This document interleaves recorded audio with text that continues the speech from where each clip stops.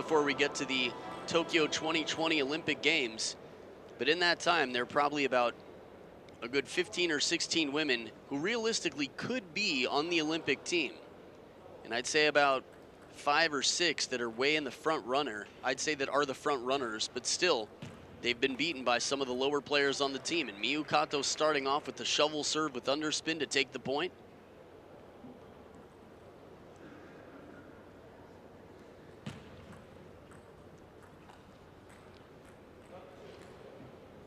Now, one thing about Miyu Kato's game that can be so, I'd say, distracting for many players or difficult to face is that because her timing is so different and her shots are so unconventional, it just really breaks the rhythm of the opponent, makes them uncomfortable to find their game many times. Kasumi Ishikawa, with all her experience, will do her best and is pretty likely to find her rhythm at some point. But so far, this game has not yet.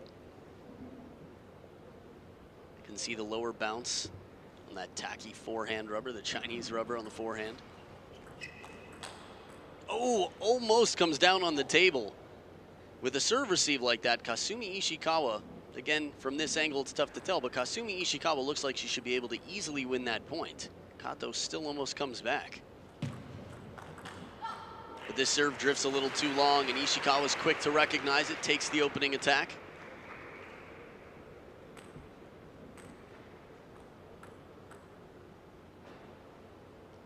Clearing the fly out there, making sure there are no distractions.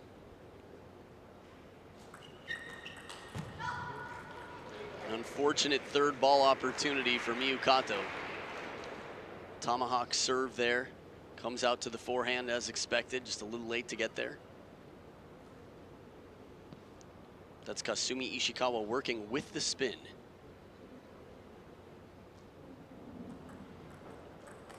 There was the strawberry. Coming around the outside of the ball, the opposite of the banana flip, or the chiquita, as they say in Japan, chiquita. After the brand name, of course, for bananas.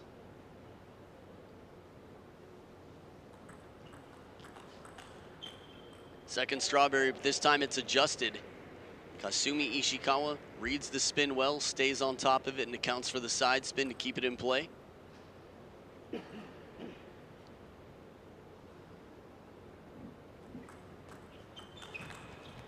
Strong opening backhand. This time the tomahawk comes down with some underspin on it. Long push comes back, and it's the opening backhand. See her rehearsing the strawberry out there, getting that wrist nice and loose. It's always interesting to see how someone plays after they beat a defender with so much racket speed, how they play someone like Kasumi Ishikawa. With a steady block, fast pace of play near the table. Quite a different skill set, quite a different tactical experience, of course, for Miyu Kato. If you missed any of the matches earlier today, you can go to ITTF.com, check out ITTV to watch full matches.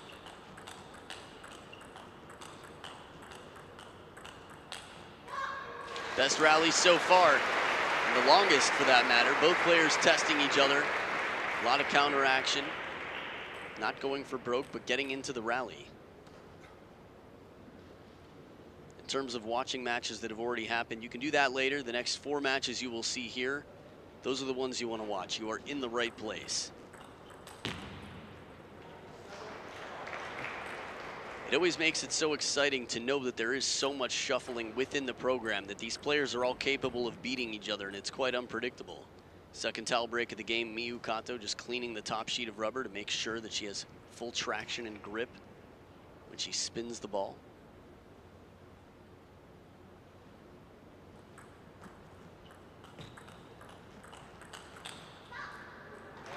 Miyu Kato extending her lead to a 3-point lead. Started off strong in this game, although Kasumi Ishikawa's made some nice adjustments to keep the rallies going. First 3 points of the game and the match were very quick.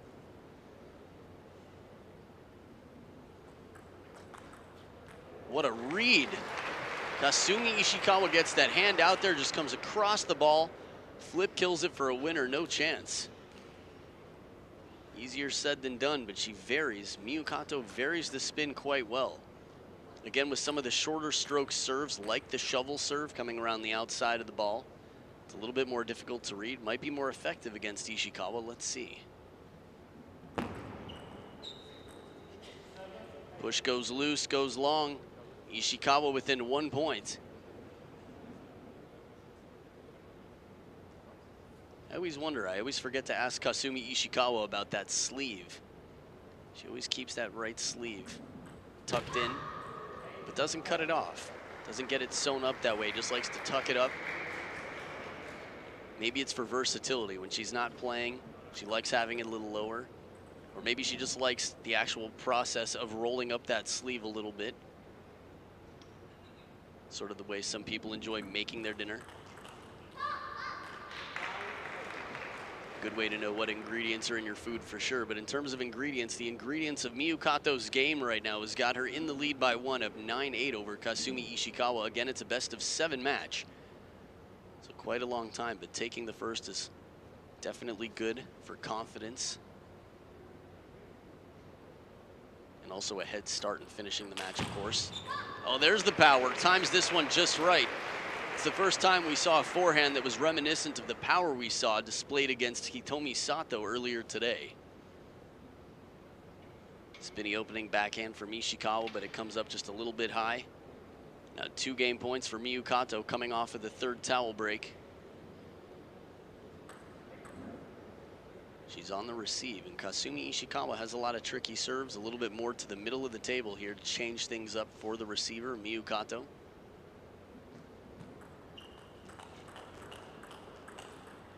Oh, top of the net, takes the points.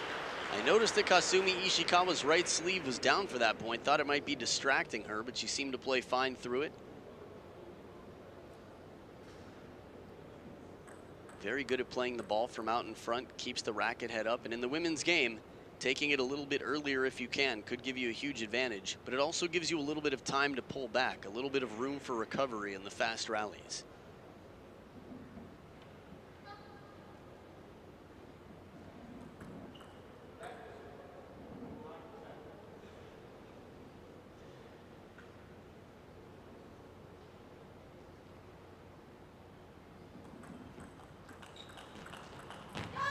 Strawberry gets returned, and in the backhand-to-backhand encounter, Kasumi Ishikawa wins the exchange, deuce in game 1.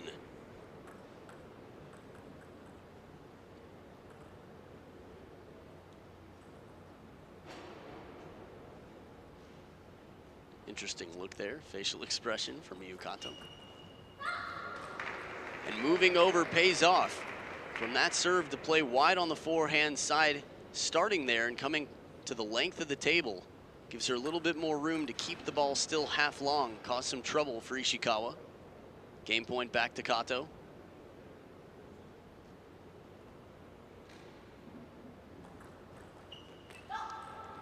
And the game continues to extend, second deuce point. The receive game for both players has been trouble. Or I guess maybe the more positive way to say that is both players have very difficult serves to handle, which is true. Both have a wide variety, an array of serves that they can pull out in tense moments. Now this has not worked as well. We've seen this serve before for Miyu Kato. When it drifts off the table a little bit and she's starting on the backhand side, Ishikawa's just too comfortable to read, to sort of, I'd say, be familiar with the space at the back of the table. She could pick her place for that shot. Down the line the opposite way. So now Kasumi Ishikawa with the advantage of serve, which has been quite valuable so far. But a quick backhand off the bounce. This is one of my favorite serves that Ishikawa does, and it's the first time we've seen it this match. High toss, in near the body, wraps around and makes the ball bend back into the backhand side, but it's very tough to read the bounce. Not for Miyu Kato.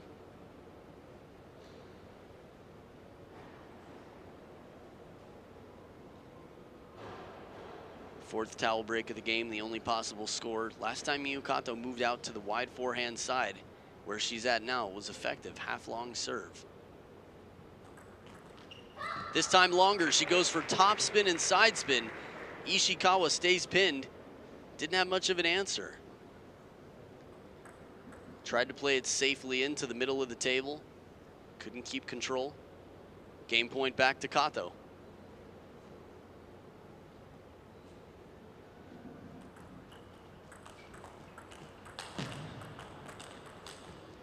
Tested wide to the forehand side. The strawberry hasn't helped her out in a while. She's used it about 4 times now in this game. Unless she changes up the placement, which is quite difficult to do with that shot, Ishikawa seems very comfortable covering with the backhand and keeping it in play. Tied up again, 4th deuce point in game 1.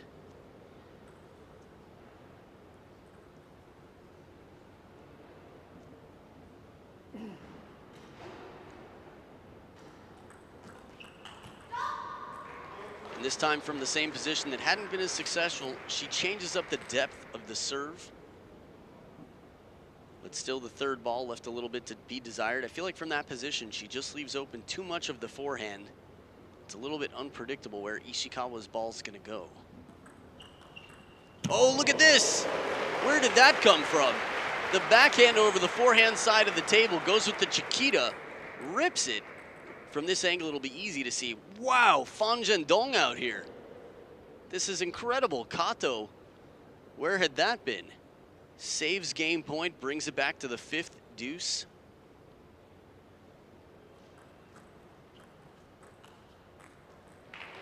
And now game point once again for Miyu KATO. If Ishikawa saves, we will see a very rare 5th towel break. And if she doesn't, we'll see a very rare lead for Miyu KATO over Kasumi Ishikawa. That would be the first time in a World Tour event, not because she's lost before, but because it's their first time playing. Oh, the spinny opening forehand. The long serve is not surprising enough. Miyu KATO right there to clean up, takes game 1 16-14. So the battle has just begun, but it's going to be a tight one. That's how it appears. Game 2 coming up right after this.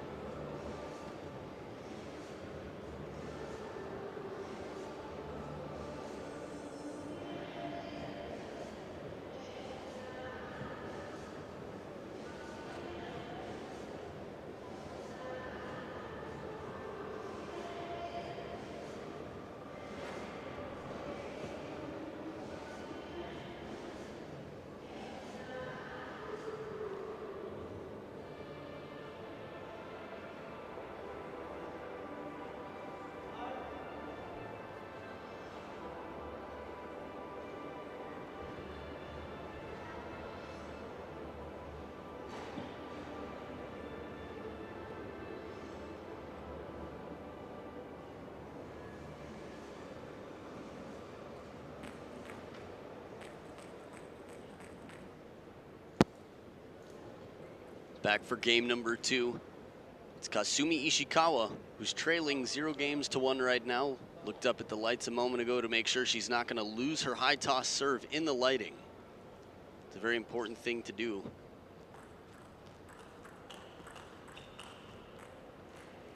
Actually seems like it could be a fun way to trick somebody. Look up at the lights for a moment to check as if you're going to do a high toss serve, and then follow up with like 6-inch toss, maybe 7, just to make sure you don't cause any problems with the umpire or get called. Strawberry again doesn't win the point outright, but manages to take it later in shots. If she can use that shot in different parts of the table, I think it's going to be really tricky. And it's one of the most aggressive strawberries probably in the women's game that I've seen. Miyu KATO. KATO, the strawberry farmer.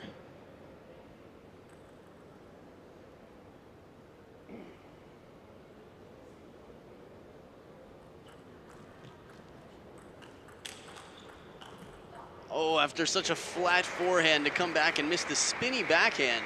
Some difficult shots by KATO. And I like the change of placement on the serve. That should make it more difficult for Ishikawa, who you could see there from the shoes up.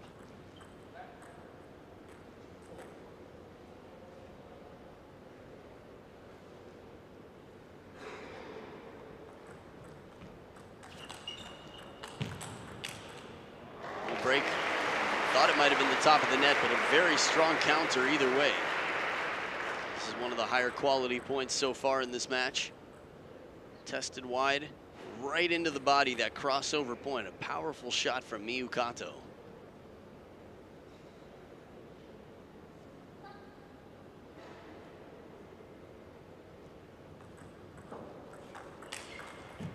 Oh, this one comes back flat. A little bit of side spin on it too. Hits the ball, comes around it, and it bends into Ishikawa. A 4-2 lead. One more time, look at that. Just snaps the wrist as she's hitting it. What an unusual shot. But I mean, unusual shots are usual for Miyu KATO, so run the negative through that sentence. Net post and out. If the ball does come down on the table after hitting the clamp or the net post on your opponent's side, it's still alive. The ball's still in play. Doesn't happen here.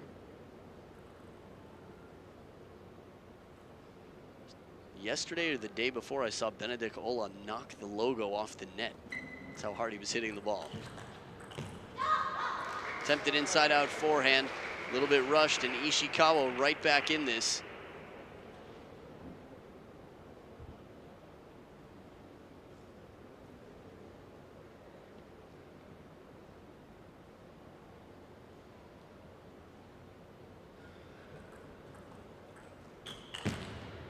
There's the power. There's the KATO forehand that we saw against SATO earlier today.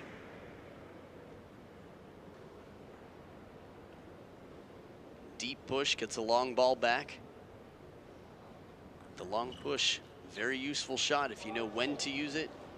You can make it quality. So interesting seeing someone rehearse, sort of shadow practice these shots that are so unconventional. Don't have the opportunity to see it that often. One of the thrills of watching KATO play. Another long push, surprise, it's deep to the backhand corner. The main reason that's surprising is because Ishikawa was already so deep in that corner, it leaves open the wide forehand side. I think that's what she's trying to get you to do. She's saying, yeah, I dare you to hit it out to my forehand, test me, see what happens. It's the bait, you hang out there. Quickest towel break in history. Goes over, wipes the palm of the hand. Could have been the table for that matter. Still using the shirt quite a lot for wiping the face, wiping the sweat.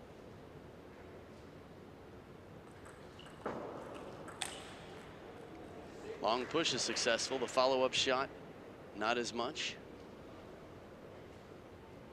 Not too many players at this level hit flat shots really often. Georgina Pota has some quite flat shots. Mima Ito as well.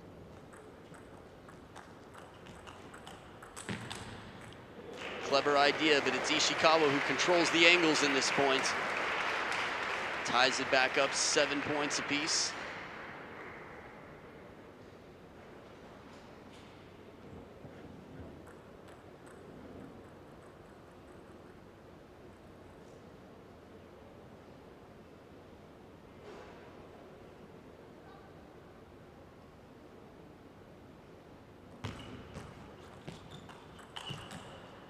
Surprise placement, goes out wide. Now the upper body doesn't tell where she's going. She opens the shoulders and turns, but lets the hand drag behind to play the other way. This makes it very difficult, very deceptive for Kasumi Ishikawa on the other end of the table.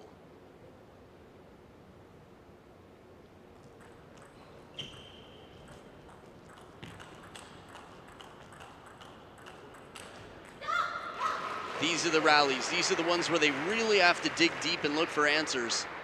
Soft hands and touch shots in near the net at first, and then trying to find the elbow, the crossover point, the middle, before somebody plays a wide angle.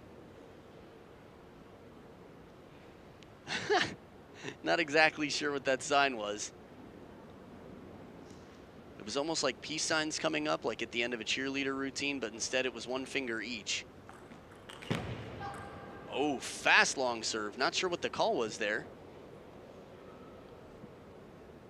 The way Kasumi Ishikawa looked over, it was almost as if the umpire called a let.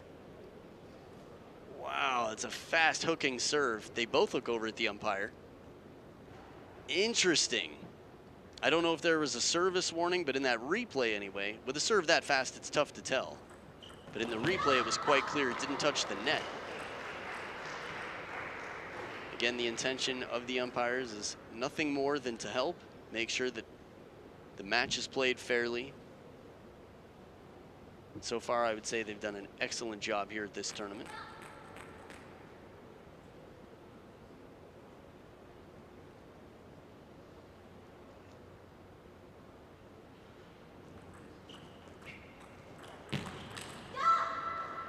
Once again into the net clamp, and now 2 game points for Kasumi Ishikawa to tie up the battle. And it looks like it hits the post.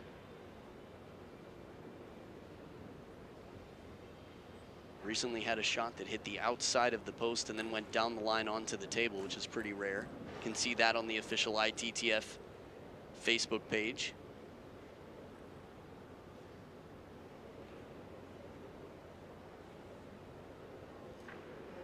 Just reminded of rare shots off the post. So Miyu KATO serving against 2 game points. And this time it's Kasumi Ishikawa who takes it 11-8, a little bit faster this game than a 16-14 victory. We'll see who takes game 3 and steps into the lead. Game 3 coming up right after this.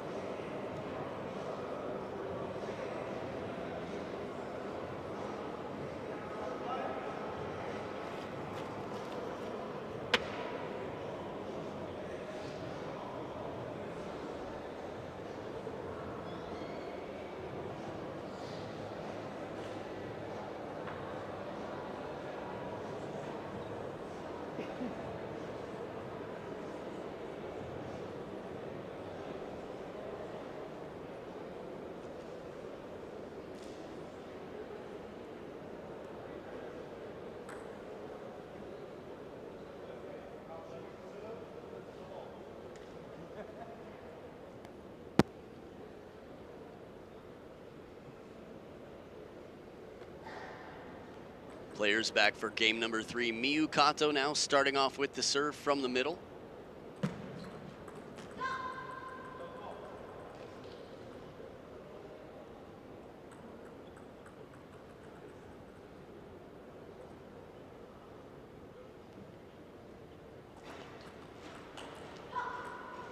Not a very comfortable shot there for KATO. Looked like she wasn't sure what she wanted to do, wanted to play it deep to the backhand, but then changed her mind a little bit on the placement. Big backswing. We don't see that as much in the women's game, especially close to the table, but the forehand will have a much bigger backswing than the backhand, of course. More room for it.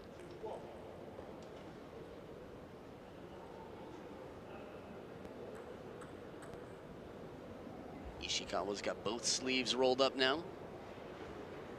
Ready for action here. Leading 2-1 in the third.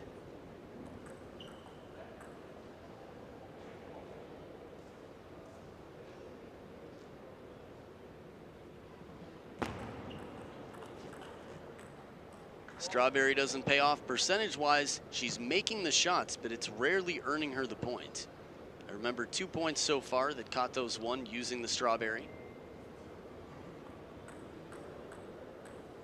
Again, for those of you curious where the term comes from, the banana flip creates the shape of a banana coming around the outside of the ball, and the Strawberry is hitting the other side of the ball, the opposite spin, coming from the backhand over the table. Now remember, age-wise, Kasumi Ishikawa, 24 years old. Miyu KATO, 6 years younger, 18 years old. 75% the age of Kasumi Ishikawa.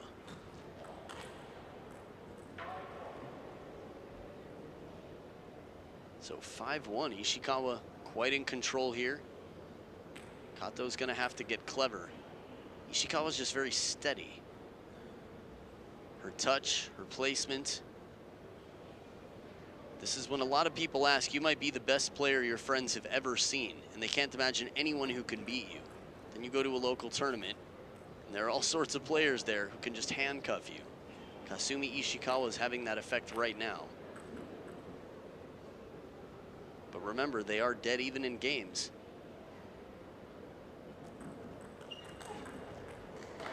Excellent anticipation. Ishikawa moves out early, quick to that wide forehand to play it back deep to the opposite corner.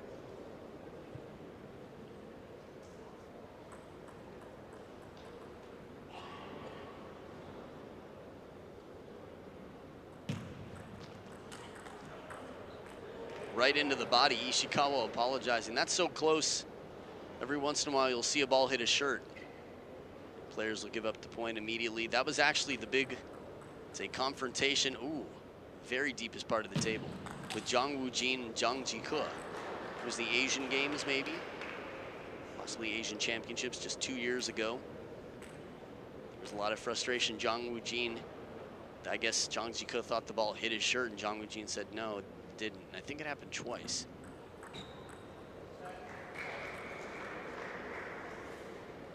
One of the advantages of wearing tight shirts when you play table tennis, don't have to worry about that as much, as long as you're not too restricted. But wow, that was a fast game. With 9 game points, 11-1 Kasumi Ishikawa. All ones across the scoreboard there. So now a 2-1 lead for Ishikawa. We'll be back for game 4. Hopefully it'll be a closer fight. We'll see. Game 4 coming up after this.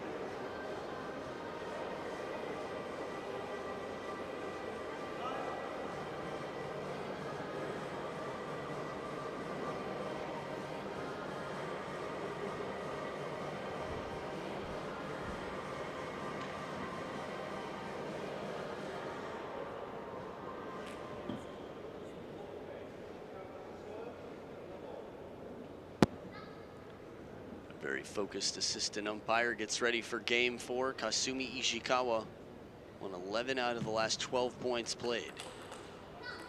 And a quick turnaround.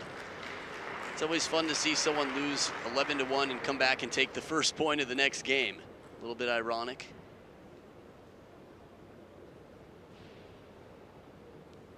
This is one of many reasons also that you switch sides after each game in case there is any advantage based on lighting, air conditioning, whatever the advantage may be to being on one side. It just keeps things fair between the two players. And Miyu Kato there. Excellent side and top spin. Already doubles her score from the last game. This backhand, where is this coming from? She's used it in so many different ways. Over the table, behind the table. Looking very steady right now. She's earning her shots. Ishikawa's gonna have to find some better answers to keep pressure on. Service placement. Ishikawa isn't finding the answers yet. Remember, 11-1 last game for Kasumi Ishikawa, and Miyu Kato up 4-0.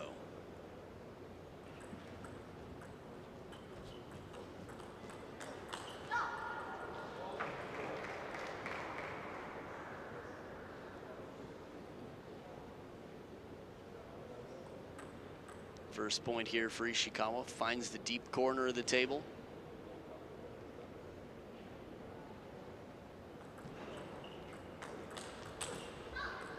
Very steady block, closed racket, good timing from Miyu Kato, creating a solid angle. Not just enough to keep the ball on the table, but the specific placement, the trajectory of this shot. Keeps the racket out in front, redirects it out to the forehand side.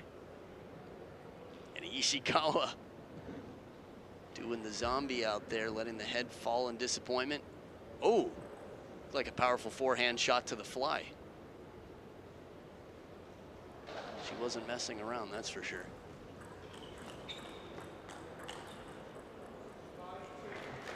Second point here for Ishikawa.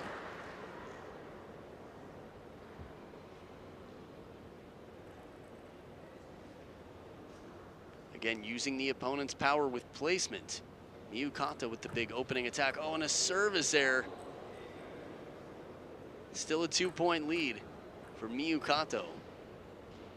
I mean, this is clearly much better than the game before, but evening out the score by taking this game will be crucial for Miyu Kato. She doesn't want to have to fight from down 1-3. Ishikawa very expressive in those jumps out there. Misses the shot, gives 2 jumps while rotating. Fans watching, taking it all in. I think it's very important when you watch players at this level to try and understand how they do what they do. Break off the net there for Kato. Ishikawa keeps it in play nonetheless.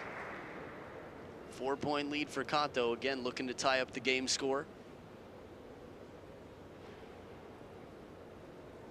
Out of all the different table tennis party games you could play with friends, I think a really fun one would be see who can name more women from the Japanese team.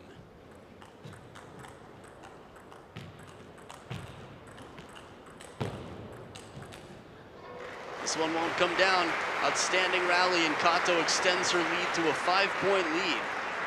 I bring that up because Miyu Kato was one of the top Japanese women, but right now she's probably got, I'll look at the rankings, if I had to guess, I would guess 7 Japanese women in front of her by world ranking.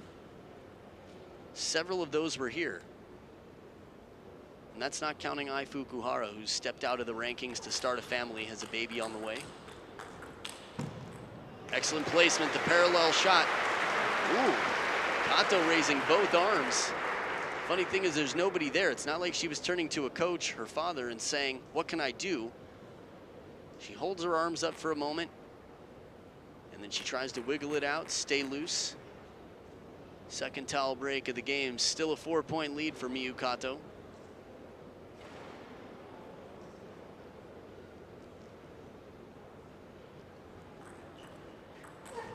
Oh, unfortunate for Ishikawa after such a strong serve right at the baseline. Gets a third ball, pretty much what you'd expect with a serve like that. It's a slower, spinny ball, something that pops up a little bit. Maybe not exactly what you'd expect, but probably better. And a service error. So now it's 10-4 for Miyu Kato, 6 game points. It's not the same as an 11-1 victory, but it still sends quite a direct message. I don't mean that in a social media sort of way. 11-4, Miyu Kato dominates in this game. Gets some revenge, and it's tied up at 2 games each. We'll see who takes the next 5th game coming up right after this.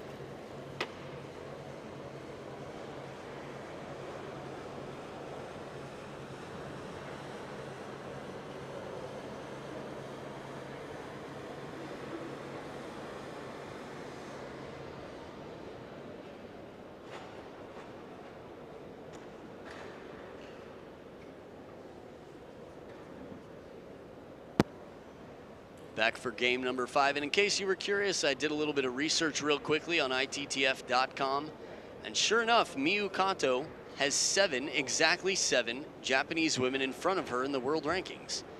So I don't know if you call that a lucky guess or an educated guess, but it worked out well. Either way, the only one not here in front of her for this tournament was Miyu Hirano. That's as low as I think I've seen anyone squat on a tomahawk serve. I mean, Dima before a serve will do that. KATO does it right after. Look at this one more time.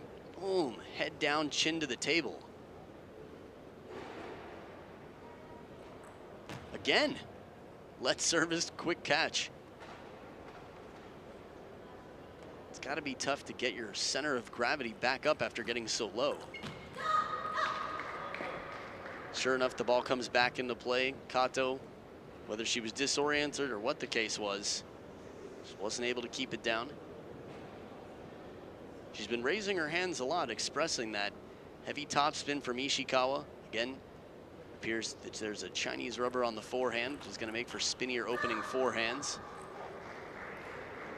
Takes a lot of people some time to adjust to that Chinese rubber if you weren't used to playing with it. Changes the contact a bit. Many of the practice partners for the Japanese women are from China. So Kasumi Ishikawa definitely has some experience on her side,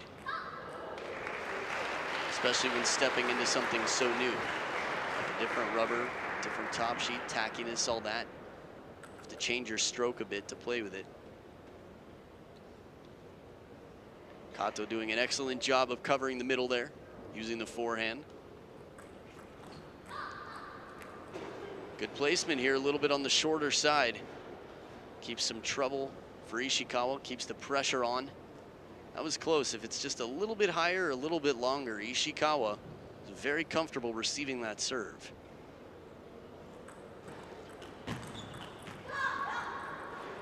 Reads the top and side spin well. So they've each cleaned each other's clock out here, an 11-1 victory and an 11-4 victory, and now they're dead even. They've both shown that they can dominate. Wow. As far as moral messages being sent, 11-1, that hits pretty hard. But in the end, it doesn't matter who scored more points. Whoever scores first, the first to win 4 games wins the match. So there you have it.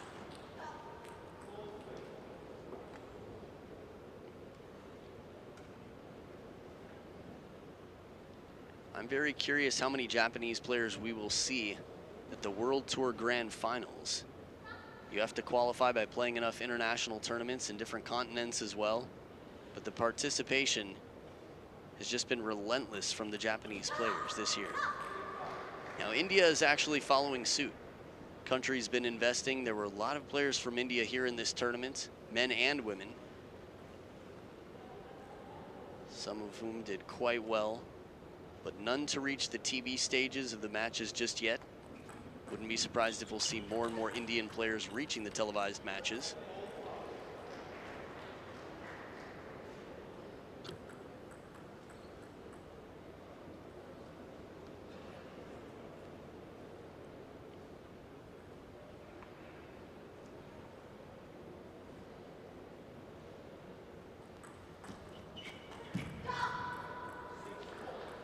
Middle of the table, Ishikawa stays in control. You know, we haven't seen a lot of the inside-out forehands from Ishikawa. We've seen 1 or 2 long serves out to the forehand, but last I remember, she paid for it dearly. Miyu KATO was quick to react.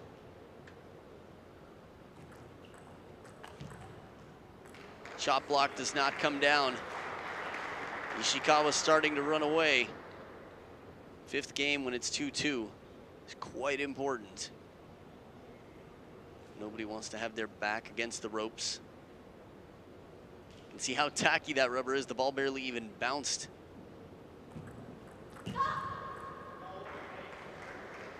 So Ishikawa up 4 now.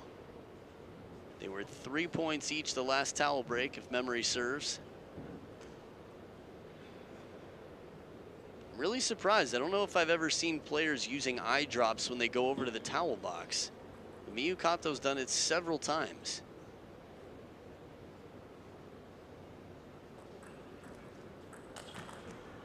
Solid opening backhand for a 3rd ball attack. Must be those clear eyes. So snappy. Tucks back, A lot of wrist action. Serious power and spin both.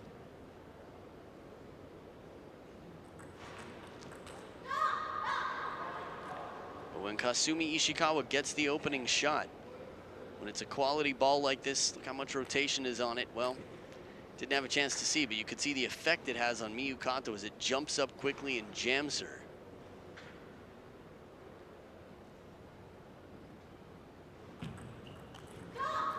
Very ambitious shot.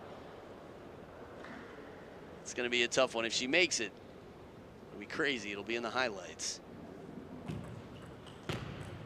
But a long serve to the forehand, and what a runaway. Ishikawa 11-5 from what appeared to be quite a close game from the start. We'll see what happens. If Ishikawa gets one more, she moves on to the women's singles final. Kato's got her work cut out for her, but has 2 games to her name. Game 6 coming up right after this.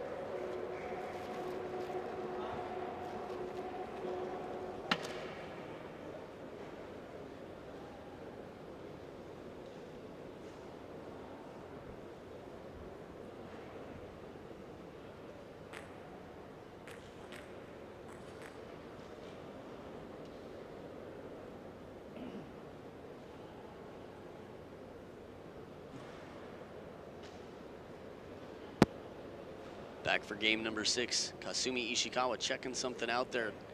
Not tucking in the shirt, but I don't know. Maybe messing with the drawstring, figuring out, making sure that she doesn't have any wardrobe malfunction to interfere. Interestingly enough, I think the only player I've ever seen with custom tailored little straps on the back, Ai Fukuhara would wear shirts that pulled in around the waist on the back. That being said, Jang Ji-ko with Velcro on his shoes, same with Wu Yang. Extra reinforcement there for support.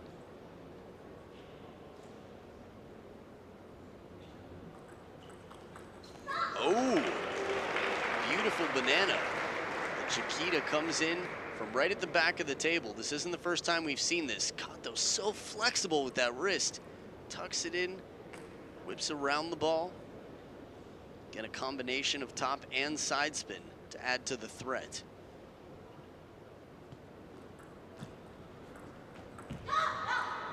So Ishikawa's got some good answers for that placement on the serve now. This one's a little bit shorter. Kato adjusting from the last time it came too long. But then the soft touch, Ishikawa's got it all right now.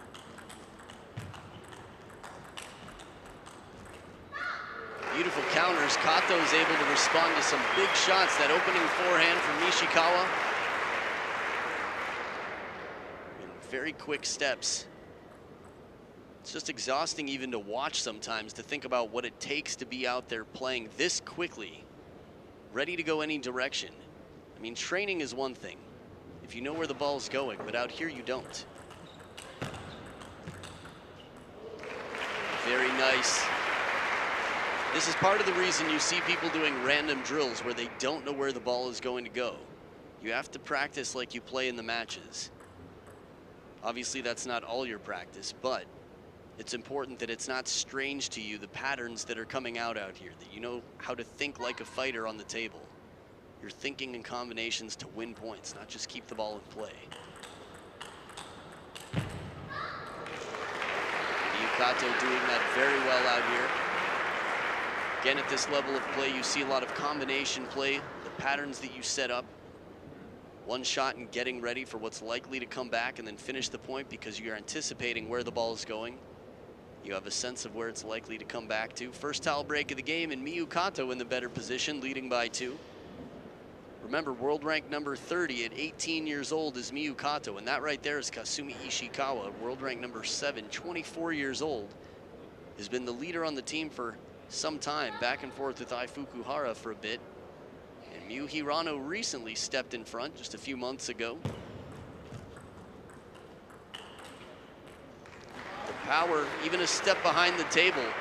When Miyu Kato gets it into her sweet spot, there needs to be more pressure here. Ishikawa hits a solid spinny shot, but it sits up a little bit, and it's going to get countered all day long from Miyu Kato.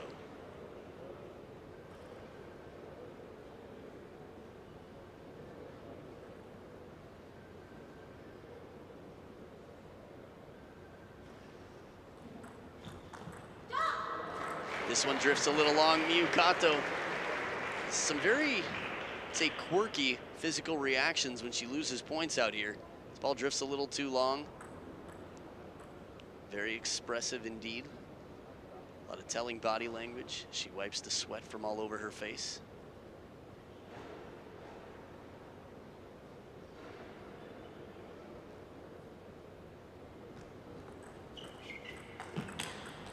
Nice coverage. Reads it well, slaps it back down the line. A short stroke takes advantage of getting Ishikawa deep in the backhand corner. Ishikawa acknowledges, says, right, very nice. You don't want to feel the forehand. I mean, nobody wants to feel the forehand of Miyu Kato, but if you're the size of a fly and you're alive, it's the last thing you want. Backhand as well from behind the table. She's really controlling the rhythm out here. She's getting her selection of shots. If Miyu Kato keeps up this sort of play, finds the middle once again, I mean, this will go to a seventh, a deciding game.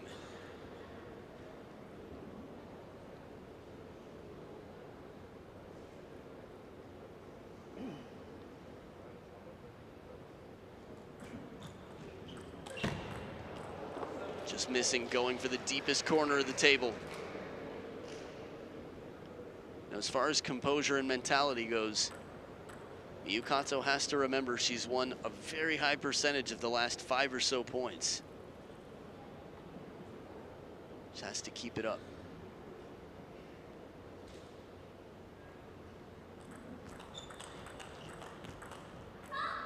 This is a big point because Ishikawa had her running around, had her uncomfortable, had her chasing the shots, not hitting powerful balls. You can see that last ball was just spinny, and it's Ishikawa who's really trying to put it past her. At a time like that, maybe breaking the pattern, but it's the second towel break of the game, and a very methodical Miyu Kato. Sets it back down. I don't know if she got her eye drops in there before the towel. Wouldn't surprise me if she did.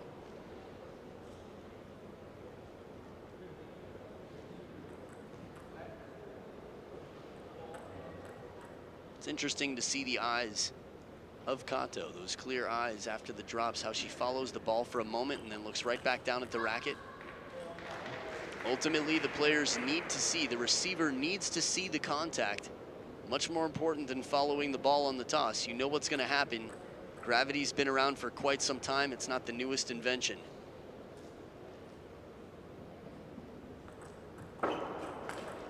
Oh, inside out forehand, so sweet. Ishikawa written all over that. This is her signature. It didn't come up a lot early in the match. Still a long way to go. But step by step, pasito pasito, Kasumi Ishikawa can come back in this game.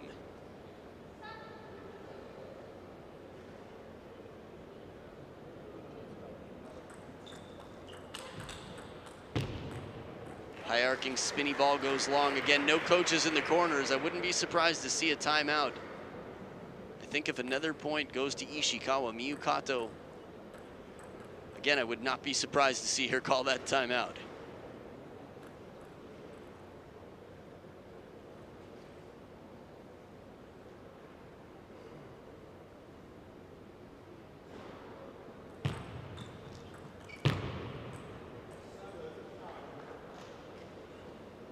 So just within 2 points, here it is, the timeout.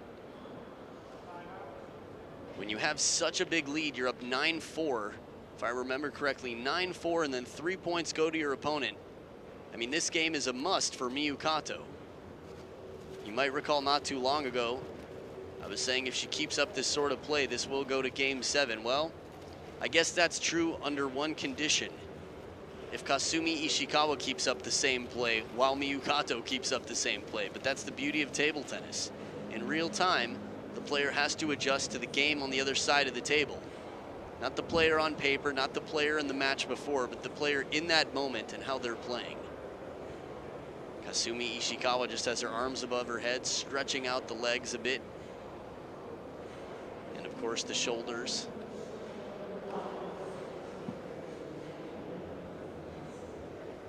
Miyu Kato doing some almost calisthenics out there. Rotating the shoulders, trying to stay loose, keep the blood flowing. Now in tense moments, it's very easy for players to tense up a little bit, for their muscles to tighten, which slows down the movement. But whether it slows down or speeds up, either way, it's different than the muscle memory that you're used to. And back with the eye drops. Still a 2-point lead for Miyu Kato.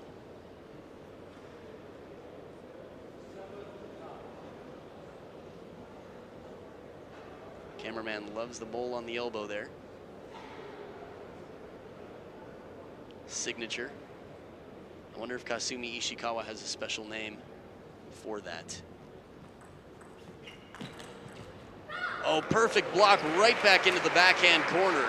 This is a parallel shot right out of the timeout. Risky, but smart play pays off here. I guess it's smart because of the result, a clever idea. 3 game points now for Miyu Kato.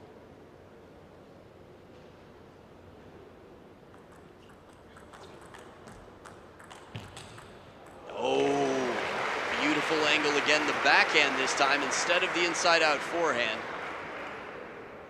Slightly softer shot comes back. And Ishikawa with that backhand wing just rips it out, loops it wide the other way.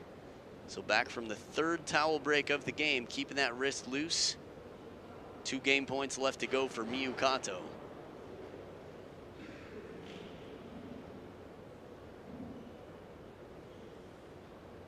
It's important that not only does Kasumi Ishikawa not let her head get into game 7 yet, but that Miyu Kato very much the same. Both players focusing on this point right here.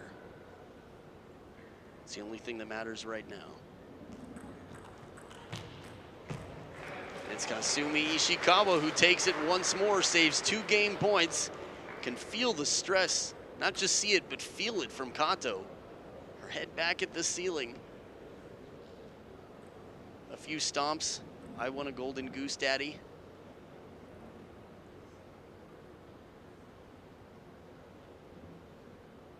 One more game point for Miyu Kato.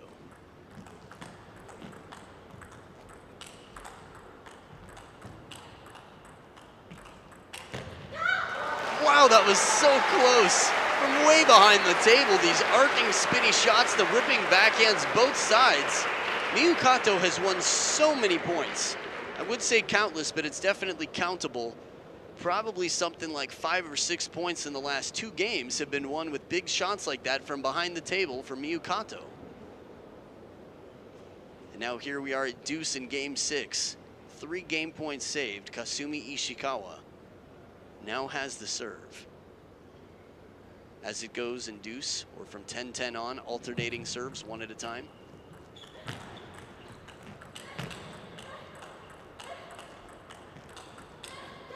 Every single forehand came with a grunt from Miyu Kato, and look at her out there. Body language. I mean, there's no question about what she's feeling right now. She's exhausted, she's working so hard, and she's not finding answers because Ishikawa keeps getting it back one more time. Game and match point to the top seed Kasumi Ishikawa.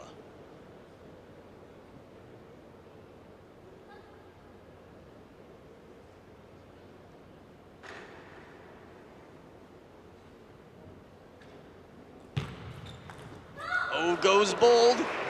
Hopping around in the backcourt, can't put it down. There's an element of rock, paper, scissors that comes out in the sense of you're predicting what your opponent is feeling and thinking. And if Miyu Kato got that right intentionally, which we have to give her credit for, and imagine she did, she's looking for Ishikawa to play super aggressively, so she shortens up her serve just a little bit, which leaves Ishikawa with not a great opportunity to really take the opening attack. Oh, Gomen, she says, sorry. A break off the top of the net. Bit of fortune at a very crucial point in the game. And the match, of course, earns another match point for Kasumi Ishikawa.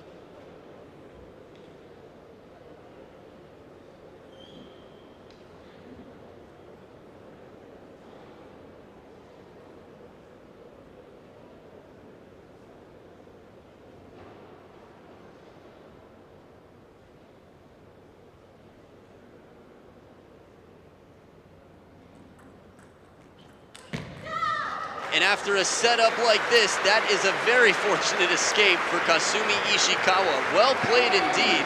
You can see her put her hand to her chest as she celebrates. Miyu Kato got the third ball attack she wanted, but could not capitalize and convert for the points. 13-11 in Game 6. Quite a battle and quite a respectable opponent Kasumi Ishikawa had in Miyu Kato. But Kasumi Ishikawa lives up to her expectations so far to at least make it to the final. The question is, who's going to join her? Is it going to be Mima Ito, or will it be Honoka Hashimoto, the short pips chopper? Should be a very exciting match. It's coming up right after this. Don't go anywhere. You don't want to miss it. You're watching the 2017 Bulgaria Open. Stay right here.